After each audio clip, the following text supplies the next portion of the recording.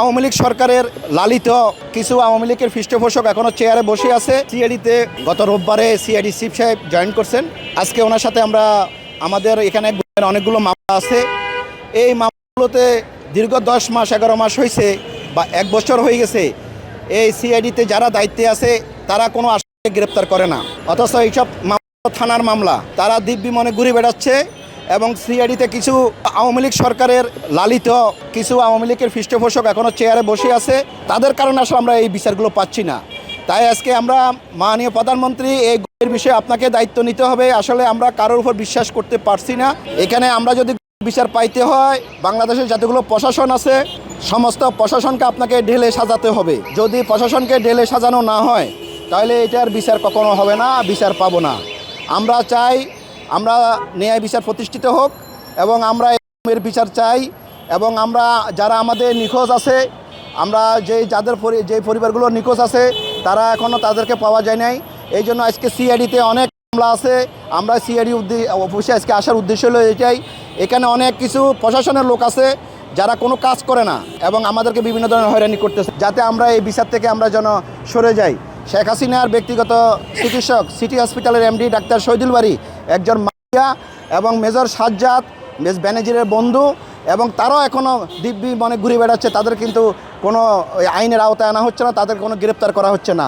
তাই অতি সত্বর এদেরকে এই নরসুদেরকে অবশ্যই গ্রেপ্তার করতে হবে। আর আপনারা যদি গ্রেপ্তার করতে ব্যর্থ হন আমাদেরকে বলুন, আমরা ওদেরকে ধরে দিয়ে আইনের কাছে আমরা হ্যান্ডওভার করে দিতে চাই। এর বাবা দীর্ঘ আজকে 12-13 বছর এবং তার বাড়িঘর বিভিন্ন ধরনের সন্ত্রাস করতেছে, কিন্তু কোনো বিচার পাচ্ছে না।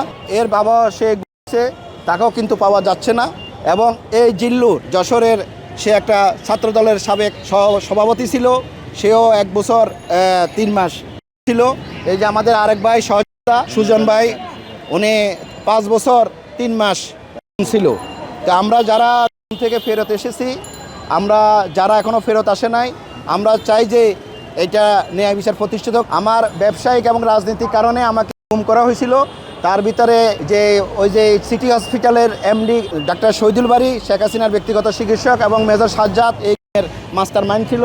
তারা বেনজির এবং ব্রিগেডিয়ার আনোয়ার লতিফের দিয়ে তাদের মাধ্যমে অর্থের বিনিময়ে আমাকে করা হয়েছিল।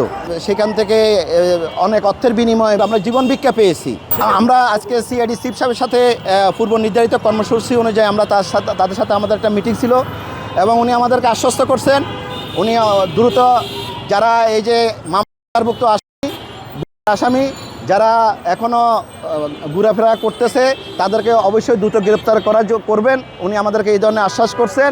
শুধু সিআইডি নয়, বাংলাদেশের যতগুলো প্রশাসন আছে সমস্ত প্রশাসনকে ঢেলে সাজাইতে হবে যদি ন্যায় বিচার প্রতিষ্ঠিত করতে হয়।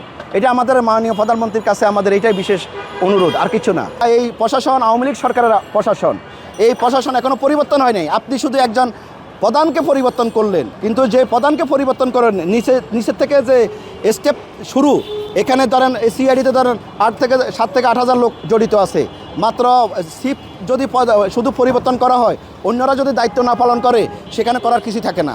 এই জন্য সমস্ত প্রশাসনের প্রতিটা ডিপার্টমেন্টকে সিআইডি, এসবি, পিবিআই, র্যাব সমস্ত জায়গা থেকে আপনাকে ঢেলে সাজাইতে হবে।